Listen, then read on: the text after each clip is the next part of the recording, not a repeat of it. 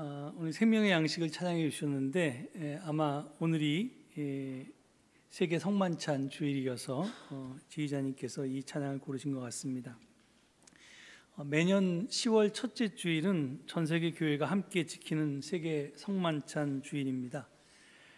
원래 이 주일은 1936년에 미국 장로교가 지키기 시작했습니다. 그러다가 1940년부터는 미국 교회 협의회, 당시에는 연방 교회 협의회 이렇게 이름이 그랬다는데 지금은 38개 교단이 거의 가입해 있는데 당시에는 몇 개인지 모르겠습니다. 하여간 그 미국 연방에 속해 있는 여러 교단들이 함께 이 세계 성만찬 주일을 지키기 시작했고요. 그러다가 1982년에 페루의 수도 리마에서 WCC 세계교회협의회 총회가 열렸는데 거기에서 유명한 리마 예식서라고 하는 그 문서가 이 예전서가 예배서죠. 그러니까 그것이 이제 채택됩니다. 그래서 그것이 만들어진 배경은 가톨릭과 그러니까 로마 가톨릭과 이제 동방 정교회가 갈리기 전에 초대교회에서 드리던 예배 의식을 발굴해내서 교회가 갈라지기 이전의 모습으로 모든 교회가 같이 예배하자 하는 그런 거였습니다. 그래서 그 예식서가 역사적인 문서가 거기서 채택되면서 개신교는 물론이고 카톨릭을 포함한 전 세계 교회가 이 세계 성만찬 주일을 함께 지키기로 하면서 오늘에 이르게 되었습니다. 잘 아시듯이 그리스도교 안에는 여러 교파가 있습니다. 로마 카톨릭, 동방 정교회, 그리고 우리 장로교회가 속해 있는 개혁교회 등등 많은 교파가 있고요. 그 교파마다 소위 성례라고 하는 우리 카톨릭에서는 성사라고 부르는데 영어로 하면 다 세크라멘트입니다. 이 세크라멘트가 다 다릅니다. 가톨릭은 7개의 성사가 있고 우리는 이 세례와 성찬 두 가지만 이제 성례전으로 채택하고 있습니다. 하지만 이 교파마다 이 성례가 좀 다르지만 성찬은 모든 교파에서 다 성례로 인정하고 있습니다. 물론 그 성찬에 대한 해석은 조금 달라서요. 그 이름도 여러 개입니다. 그래서 주님의 만찬이라고 부르기도 하고, 그 다음에 거룩한 교제 홀리 커뮤니언이라고 부르기도 하고, 그 다음에 유카리스트라고 해서 그걸 직역하면 감사례, 감사제 이렇게 해야 되는데 그렇게 불리기도 합니다. 이게 다 각 교파마다 가지고 있던 성찬에 대한 해석의 차이에서부터 왔습니다. 하여튼 이렇게 해석이 다르고 그 이름도 좀 다르지만 이 세계 성만찬 주일은 전 세계 교회가 그러니까 교리와 교파를 초월해서 이 공통의 성례인 성찬을 통해서 그리스도 안에서 하나님을 확인하고 그걸 고백하는 그런 주일입니다. 그러니까 우리가 지키는 교회력 가운데 가장 에큐메니칼한 교회 연합적인 그런 주일이라고 할 수 있겠습니다. 그래서 오늘 우리 교회도 예배 중에 성찬식을 거행함으로써 이를 기념하고 또 여기에 연대하고자 합니다. 그런데 오늘 증언 본문은 세계 성만찬 주일 본문이 아니라 창조절 5번째 주일 구약 본문을 그대로 택했습니다. 지난 주일에는 출애굽기 16장 만나와 메추라기 이야기였는데요. 오늘은 거기에서 이어지는 17장 물 이야기입니다. 그러니까 지난번에는 먹을거리가 문제였고요. 오늘은 마실거리가 문제입니다. 달리 말하면 음식 문제이고요. 배고픔과 목마름의 문제입니다. 본문을 보시면요. 1절을 보면 이스라엘 자손은 먹을거리가 문제되었던 신 광야를 떠나서 르비딤으로 이동했습니다. 그런데 그곳에는 마실 물이 없었습니다. 그러자 백성들이 모세에게 대들었습니다. 그 3절에 나와 있죠. 그러나 거기에 있는 백성은 몹시 목이 말라서 모세를 원망하며 모세가 왜 그들을 이집트에서 데려왔느냐고 그들과 그들의 자식들과 그들이 먹이는 집짐승들을 목말라 죽게 할 작정이냐고 하면서 대들었다. 여러분 이 말씀을 어디서 들어본 것 같지 않습니까? 지난주일 본문과 매우 유사합니다. 지난주일 그러니까 딱 한 장 앞에 16장 3절을 보면요, 이렇게 되어 있습니다. 이스라엘 자손이 그들에게 항의하였다. 차라리 우리가 이집트 땅 거기 고기 가마 곁에 앉아 배물리 음식을 먹던 그때 누가 우리를 주님의 손에 넘겨주어서 죽게 했더라면 더 좋았을 뻔하였습니다. 그런데 당신들은 지금 우리를 이 광야로 끌고 나와서 이 모든 회중을 다 굶어 죽게 하고 있습니다. 이제까지 출애굽기 연속 증언을 통해서 살펴보았듯이 이스라엘 자손이 예속의 땅 이집트를 벗어나서 자유의 땅 가나안을 향하는 그 길목에는 많은 위험이 도사리고 있었습니다. 그들은 이집트 군대의 추격을 벗어나야 했고요, 그리고 홍해 바다도 건너야 했습니다. 추격을 벗어났다는 감격도 잠시였을 뿐 저들은 마실 물이 없어서 고생했고요, 그리고 이집트에서 가지고 나온 음식이 떨어졌을 때 굶주림의 공포에 떨어야 했습니다. 위기 앞에 설 때마다 저들은 과연 우리가 살아남을 수 있을까라고 의심하면서 비로한 본성을 드러냈습니다. 저들은 작은 어려움조차도 크게 느꼈고 위기가 닥쳐오면 쉽게 저들의 지도자들에게 화살을 돌렸습니다. 하지만 이미 우리가 확인했듯이 저들은 위기 때마다 하나님의 도우심으로 위기를 무사히 넘겼습니다. 그런데도 이스라엘 자손들은 원망하고 대드는 똑같은 잘못을 오늘 본문까지도 반복하고 있습니다. 오늘 이후에는 좀 달라지는데요, 하여튼 오늘까지 계속해서 반복해 왔습니다. 저는 오늘 본문이 묘사한 이스라엘 자손의 태도를 좀 이해하기가 힘이 듭니다. 몇 가지 이유가 있는데요. 첫 번째, 바로 전에 먹거리가 떨어졌을 때 만나와 메추라기 사건을 경험했기 때문입니다. 까마귀 고기를 먹은 것도 아니고 어찌 그렇게 까맣게 잊어버린단 말입니까? 이게 어려움이 처하면 이게 살 길이 하나님께서 마련해 주신다라는 걸 경험했음에도 불구하고 불평불만을 늘어놓는 겁니다. 둘째로, 제가 오늘 증언 제목을 다시 목마름의 위기 앞에서라고 했는데, 이는 이스라엘 자손들이 출애굽 후에 이미 목마름의 위기를 겪은 적이 있다는 것을 표현하고자 한 말이었습니다. 출애굽기 15장을 보면 저들이 홍해를 건너자마자 수르 광야에 들어섰을 때 물이 없었습니다. 그래서 마라까지 좀 걸어갔는데 거기에서 겨우 물을 발견했는데 그 물이 써서 마실 수가 없었습니다. 그때 모세가 주님께 부르짖으니 주님께서 그에게 나무 한 그루를 보여주셨습니다. 그가 그 나뭇가지를 꺾어서 물에 던지니까 그 물이 단물로 변했습니다. 그러니까 저들은 이미 목마름의 위기 앞에 섰던 적이 있었고 주님의 도우심으로 그 위기를 극복한 경험이 있었습니다.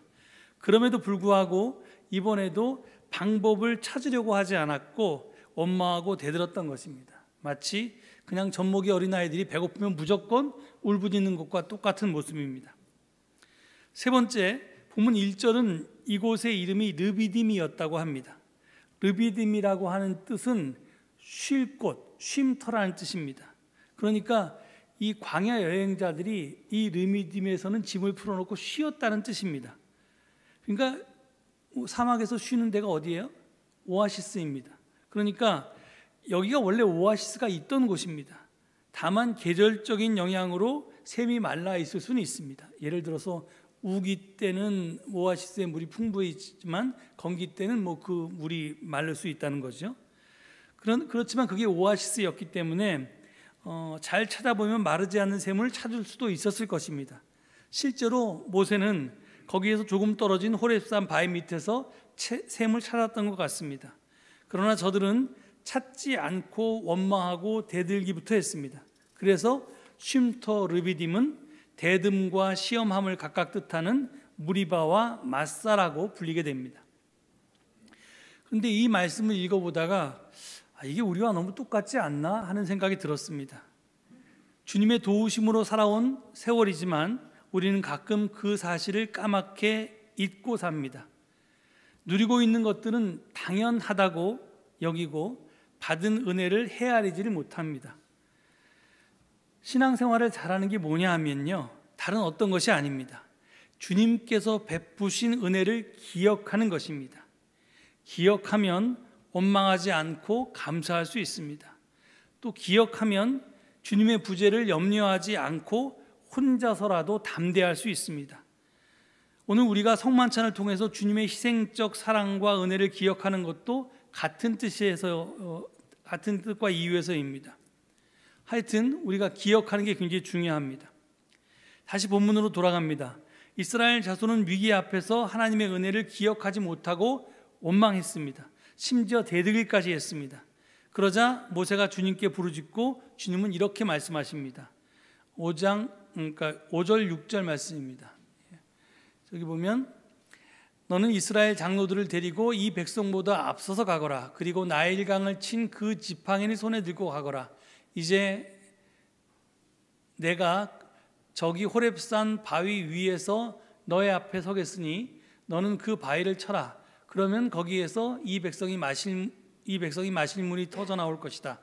모세가 이스라엘 장로들이 보는 앞에서 하나님이 시키신 대로 하였다. 이렇게 성경은 증언하고 있습니다. 어떻게 되었을까요? 생수가 터져 나왔겠죠?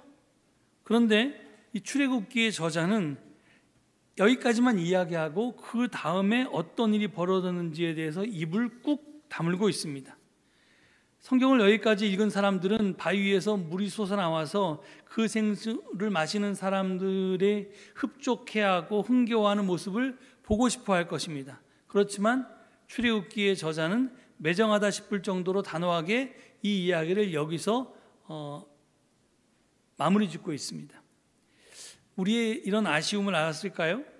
러시아 태생의 프랑스 화가 샤갈은 우리의 바램을 담아서 바위를 치다라는 제목의 그림을 그렸습니다. 저게 샤갈의 그림인데요. 여러분 저게 샤갈이 이 색깔을 굉장히 여러 가지로 표현했는데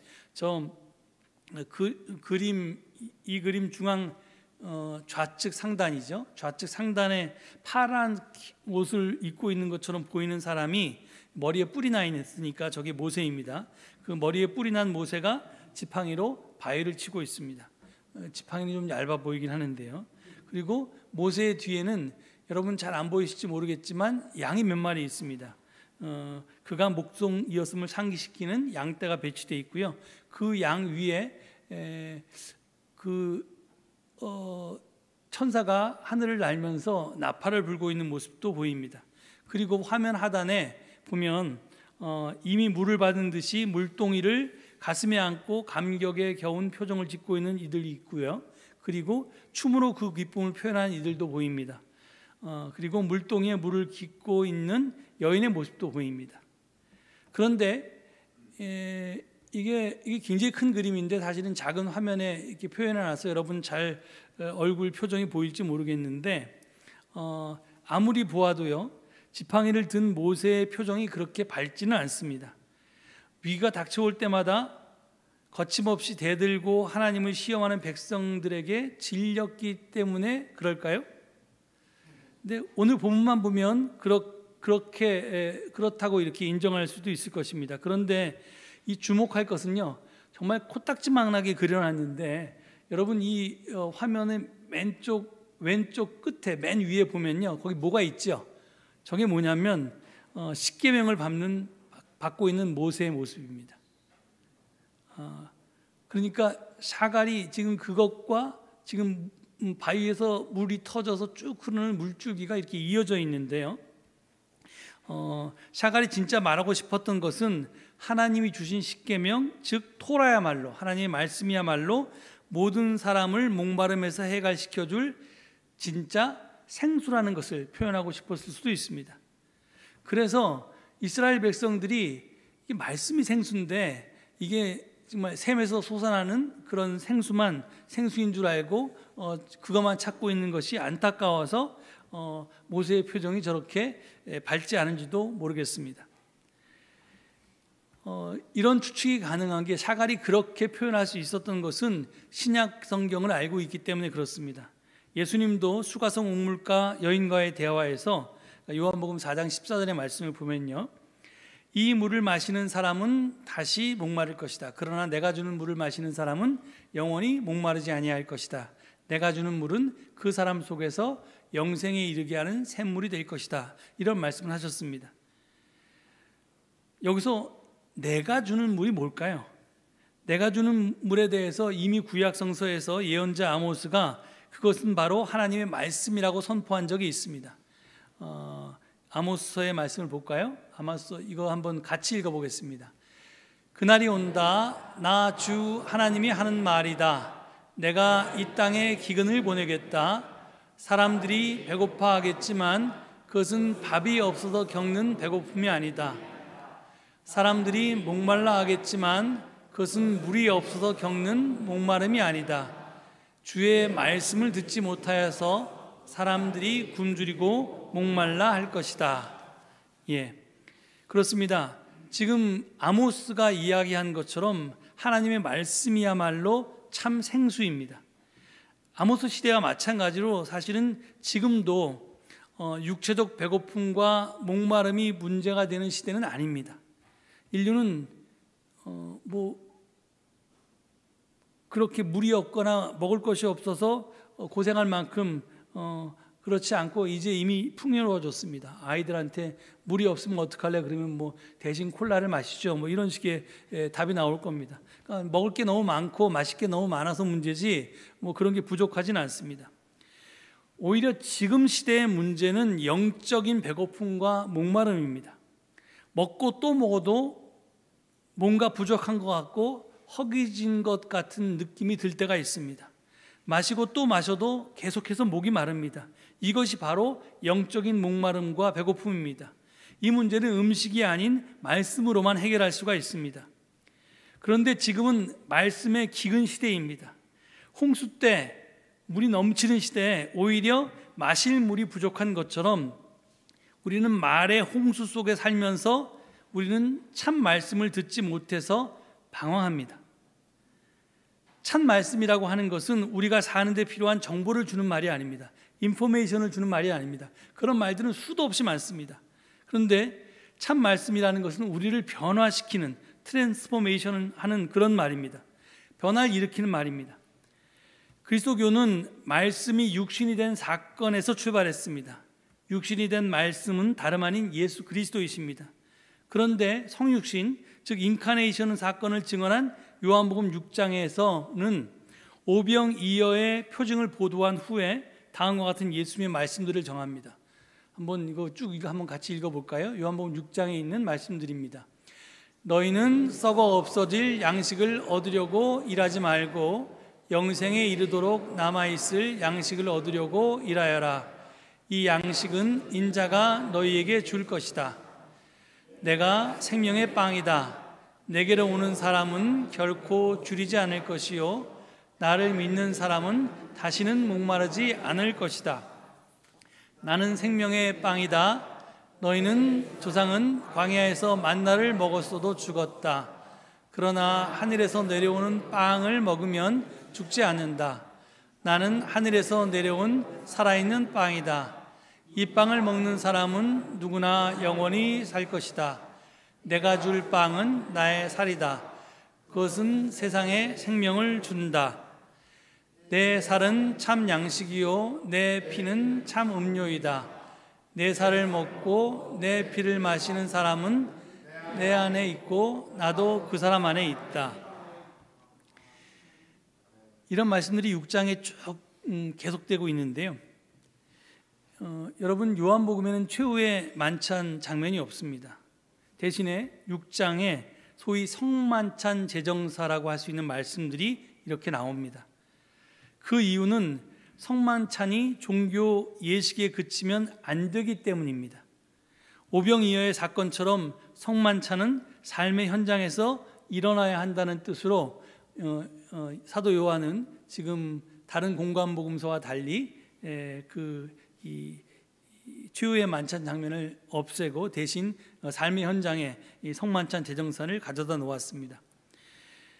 우리는 성만찬에서 빵과 잔을 받아 먹습니다. 예수님의 살과 피를 생명의 양식으로 섭취합니다. 예수님이 나를 살리는 밥, 음식이 되는 것입니다. 사람은 살기 위해서 먹고 마셔야 합니다. 그렇지 않으면 살 수가 없습니다. 하지만 먹고 마시는 것은 살기 위한 수단이지 목적이 아닙니다. 달리 말하면 본이 아니고 말입니다. 그런데 우리가 살다 보면 종종 살기 위해서 먹고 마시는지 먹고 마시기 위해서 사는지가 헷갈립니다. 즉 본말이 헷갈리고 본말이 전도될 때가 있습니다. 바로 그럴 때가 우리가 심한 영적 배고픔과 목마름을 경험하는 때입니다. 이렇게 사는 게 맞나? 이렇게 사는 게 무슨 의미가 있나? 내 삶이 무슨 가치가 있나? 이렇게 우리는 스스로에게 묻고 번민합니다. 왜 그런 질문을 우리가 스스로에게 던지냐면 우리는 짐승이 아니고 사람이기 때문에 그렇습니다. 제가 언젠가 말씀드렸듯이 우리말에서 삶과 사람과 사랑은 어원이 같습니다. 도대체 왜 이 세 낱말이 어원이 같을까? 이게 뭘 뜻할까? 저는 우리가 사람다운 삶을 살려면 사랑해야 한다는 말로 새겨 듣습니다. 사랑은 희생을 전제합니다. 희생 없는 사랑은 없습니다. 우리가 밥을 먹었으면 밥이 되는 것이 사랑입니다. 다른 생명이 죽어서 마련된 음식을 먹었으면 나도 누군가를 살리기 위해서 희생해야 옳다는 말입니다. 그게 도리고 마땅히 행해야 할 바른 길입니다. 성만찬은 다른 어떤 것이 아닙니다. 예수 그리스도를 생명의 양식으로 먹은 내가 예수 그리스도처럼 나를 희생해서 세상을 살리고 다른 사람을 살리는 생명의 양식이 될 것을 다짐하는 예식입니다. 세계 성만찬 주일을 맞아서 전 세계 교회와 그리스도인들이 이런 다짐을 하고 또 그 다짐대로 산다면 이 세상은 금방 하나님 나라가 되지 않겠습니까?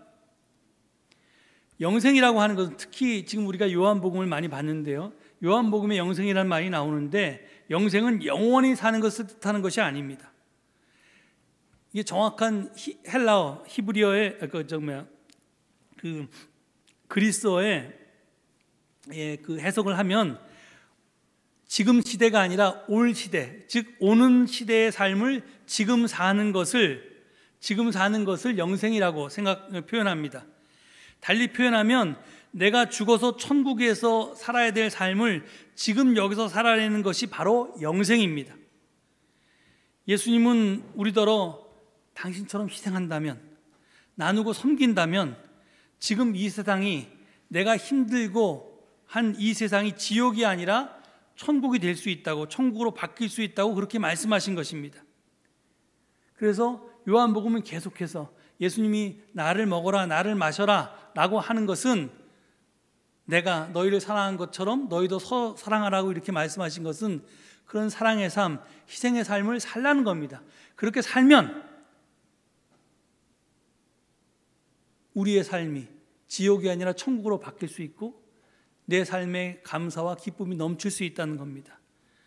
아무쪼록 오늘 성만찬 예식을 통해서 우리가 모두 이런 희생과 사랑의 사람으로 거듭날 수 있기를 간절히 축원드립니다.